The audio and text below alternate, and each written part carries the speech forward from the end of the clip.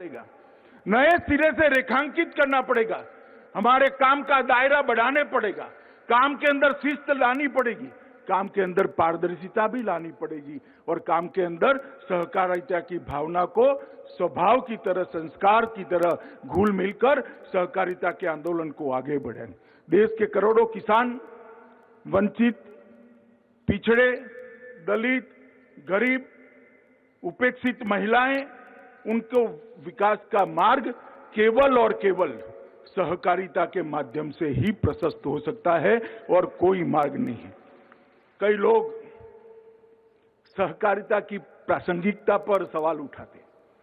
उनको लगता है कि सहकारिता आंदोलन अब इरिलेवेंट हो गया है। मैं बहुत मन से और बहुत मक्कमता के साथ कहना चाहता हूं कि सहकारिता आंदोलन सबसे ज्यादा प्रासंगिक कभी था तो अभी है और बहुत बड़ी मंजिल अभी काटना बाकी है। हर गांव में कोऑपरेटिव के साथ जोड़कर सहकार से समृद्धि, ये मंत्र से हर गांव को समृद्ध बनाना और समृद्ध गांव के संपुट से देश को समृद्ध बनाना, यही सहकारी आंदोलन की भूमिका होती। सहकारिता शब्द सह और कार्य, ये दो शब्दों से बना हुआ है। मिलजुल कर एक लक्ष्य के साथ भातृभाव से एक दिशा में काम करना ही सहकारिता है। और हम हो सकता है, मैं हमेशा कहता हूं, हो सकता है कि देश के करोड़ों लोगों की, हम सब कोऑपरेटिव क्षेत्र में काम करने वालों की ताकत बहुत कम होगी, आर्थिक ताकत भी शायद हमारी कम होगी, मगर हमारी संख्या इतनी बड़ी है, अगर इसको एक बार कोऑपरेटिव के माध्यम से हम इकट्ठा करते हैं तो एक प्रचंड ताकत की निर्मित होती है जिसको कोई हरा नहीं सकता। और ये भी आत्मविश्वास के साथ सहकारिता आंदोलन ने एक नई शुरुआत करने का समय आ गया है। मोदी जी ने एक मंत्र दिया है सहकार से समृद्धि का, और उन्होंने जो $5 ट्रिलियन की इकोनॉमी का लक्ष्य रखा है, मैं आज मोदी जी को आश्वस्त करना चाहता हूं कि सहकारिता क्षेत्र भी आपके $5 ट्रिलियन की इकोनॉमी के लक्ष्य को पूरा करने के लिए एड़ी चोटी का जोर लगा देगा। और मित्रों, हमारी जो सहकारिता से ताकत बनती है, वो ताकत देश को समृद्ध करने की दिशा में आएगी, इसका मुझे विश्वास है। सहकारिता आंदोलन भारत के ग्रामीण समाज की प्रगति भी करेगा और एक नई सामाजिक पूंजी का कंसेप्ट भी खड़ा करेगा। पूंजी के दुनिया भर में कई व्याख्याएं हैं, मगर हम 10,000 साल से जीने वाले लोग हैं, 10,000 साल की संस्कृति का वहन करने वाले लोग हैं। सामाजिक पूंजी का कंसेप्ट, सामाजिक पूंजी का विचार और सामाजिक पूंजी का संस्कार हमारे सहकारिता आंदोलन को बहुत आगे ले जाएगा। कई देशों के अंदर सहकारिता कानून से अस्तित्व में आती है, कई देशों के अंदर सहकारिता छोटी छोटी पैक्स और बाकी सहकारी समितियों के संविधान से अस्तित्व में आती है। भारत में ये व्यवस्था के लिए जरूरी है।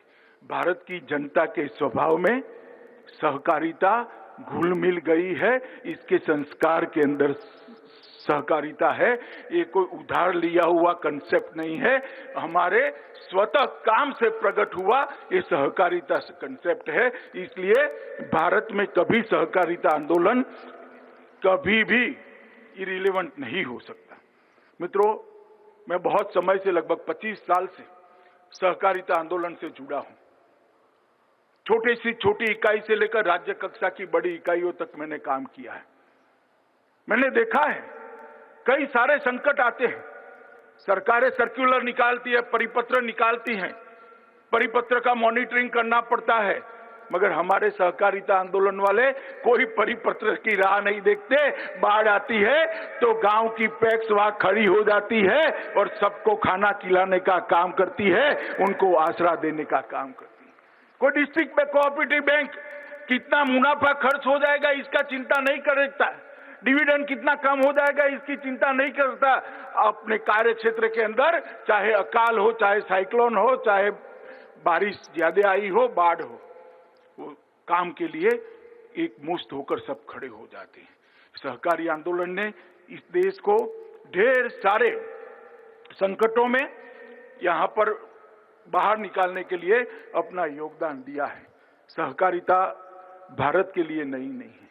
1904 से लेकर आज तक भारत ने सहकारिता आंदोलन ने ढेर सारे मकाम देखे, बहुत चढ़ाई ऊंचाई को भी हमने देखा है। कभी हम गिरे, कभी संभले, कभी आगे बढ़े, तेजी से आगे बढ़े, कभी धीरे हुए, परंतु ये गति नहीं रुकी। और मेरा आप सभी से यही अनुरोध है कि ये गति नहीं रुकनी चाहिए। आज इस अवसर पर मैं सहकारिता आंदोलन को बल देने वाले माधवराव गोडबोले, वैकुंठ भाई मेहता, त्रिभुवन दास पटेल, विठ्ठलराव विखे पाटिल, यशवंतराव चौहान, धनंजयराव गाडगिल और लक्ष्मणराव इनामदार जैसे कई लोगों को मैं याद करता हूं और इसको प्रणाम कर कर उनके आशीर्वाद से ये आंदोलन को एक नई गति देने के लिए हम आगे बढ़े, ऐसी प्रार्थना भी करता हूं। मित्रों, जो लोग आज भी मुझे कई लोग मिलते हैं, कॉर्पोरेट क्षेत्र के लोग भी मिलते हैं, पत्रकार भी मिलते हैं, अलग अलग पॉलिटिकल पार्टी के नेता भी मिलते हैं और साच अर्थ में मुझे पूछते हैं कि सहकारी आंदोलन रिलेवेंट है क्या, उसकी प्रासंगिकता आज भी बनी हुई है क्या, क्या सिद्ध होगा। मैं आज कुछ सहकारी आंदोलन की गुड प्रैक्टिसेस आपके सामने बताना चाहता हूं। सबसे पहले मैं गुजरात से आता हूं, मैं अमूल की बात करना चाहता हूं। अमूल का जन्म सरदार पटेल की दीर्घ दृष्टि से हुआ था। 1946 में अंग्रेजों ने एक फैसला किया कि किसानों ने कंपलसरी फर्जियात रूप से अपना सारा दूध एक प्राइवेट कंपनी को देना पड़ेगा। इसके खिलाफ एक आंदोलन हुआ खेड़ा जिले के अंदर। सरदार पटेल ने त्रिभुवन भाई को कहा कि जब तक आप दूध बेचने की व्यवस्था नहीं करते तब तक दूध का आंदोलन, ये इसके खिलाफ आंदोलन कभी सफल नहीं होता। और वहां एक शुरुआत हुई अमूल की। सरदार पटेल के मार्गदर्शन में त्रिभुवन भाई पटेल ने 2 प्राथमिक ग्राम दूध उत्पादक समितियों का पंजीकरण किया, जिसमें 80 किसान जुड़े हुए, सिर्फ 80 किसान। और वो अमूल आज कहाँ है? लिख के पास जाएगा और इनको जो कुछ भी कमाएगी इसका पाई पाई ये 5.5 करोड़ किसानों के घर में जाएगा। इसी को कोऑपरेटिव। आज इफको ने लगभग देश के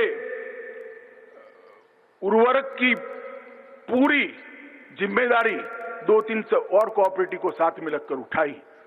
और मैं अभिनंदन करना चाहूंगा चेयरमैन साहब और एमडी जी का, अवस्थी का, कि इन्होंने नैनो टेक्नोलॉजी को जमीन पर उतारकर बहुत बड़ा काम किया।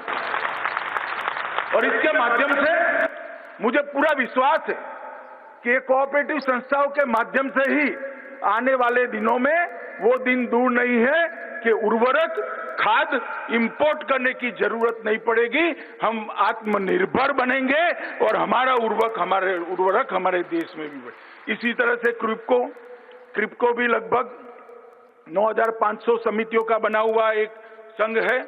उसकी मूड़ी, शेयर प्रदत्त मूड़ी लगभग 388 करोड़ है। शेयर धारकों को एक साल में 2118 करोड़ रुपए का लाभांश क्रिप्को ने दिया है। आप इससे कल्पना करिए। ये सब सक्सेस स्टोरी है। और इतना ही नहीं है, बहुत लंबी सूची है। नेफेड है, मैं मणिपुर गया था, रेणु हथकरघा हस्तशिल्प 75 साल से एक लय के साथ वो कोऑपरेटिव में अपना योगदान करता है। 1925 से चलती हुई उरालुंगल श्रम अनुबंध सहकारी समिति केरल, थोटा मारता सहकारी संघ द्रावणगिरी कर्नाटक, कोझिकोड जिला सहकारी हॉस्पिटल, ढेर सारी चीजें जिन्होंने सहकारी आंदोलन के माध्यम से कैसे छोटे छोटे लोगों से पूंजी इकट्ठा कर किसानों को लगभग 1,58,000 करोड़ रुपया 1,58,000 करोड़ रुपया डायरेक्ट डीबीटी से पहुंचाया गया है। मित्रों, स्टार्टअप शुरू करने का एक नया अभियान चला है। 10,000 नए एफपीओ बनाए गए हैं। लगभग 6865 करोड़ रुपया वित्त पोषण के लिए अलग से खर्च किया जाना है। ई नाम मंडी की योजना लाए हैं, सॉइल हेल्थ कार्ड दिया है। और ये सारी चीजों के अंदर सहकारिता क्षेत्र का और पैक्स का एक रोल है। हमने सारी चीजों को अपने पैक्स के अंदर मजबूती से इसका अध्ययन कर इसकी इम्प्लीमेंटिंग एजेंसी गांव स्तर पर बनने की शुरुआत करनी पड़ेगी, तभी ये सारी चीजें नीचे तक पहुंच पाए। मित्रों, सहकारिता मंत्रालय का जो गठन किया है, कई सारे लोग कहते हैं कि स्टेट सब्जेक्ट है।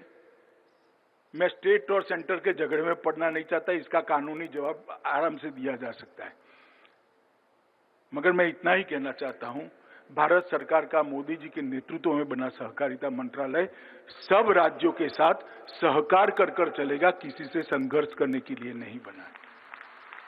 इसलिए किसी के भी मन में सोचने की जरूरत नहीं है स्टेट सब्जेक्ट है या सेंट्रल सब्जेक्ट है।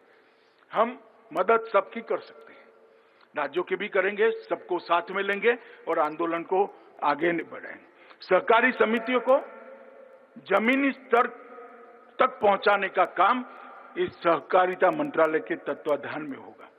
बहुराज्य मल्टी स्टेट कोऑपरेटिव को उसको सुगम बनाने के लिए हम बहुत कम समय के अंदर एक्ट में बहुत सारे बदलाव लेकर आ रहे हैं। विकास पथ पर आगे बढ़ने के लिए एक बहुत बड़ी बात हुई, हमने तय किया है कि कुछ समय के अंदर ही नई सरकार नीति, पहले अटल जी लेकर आए थे 2002 में, अब मोदी जी लेकर आएंगे 2021-22। ये आजादी का 75वां साल है। अमृत महोत्सव में नई सहकार नीति को बनाने की हम शुरुआत भी करेंगे। पैक्स को मजबूत करना,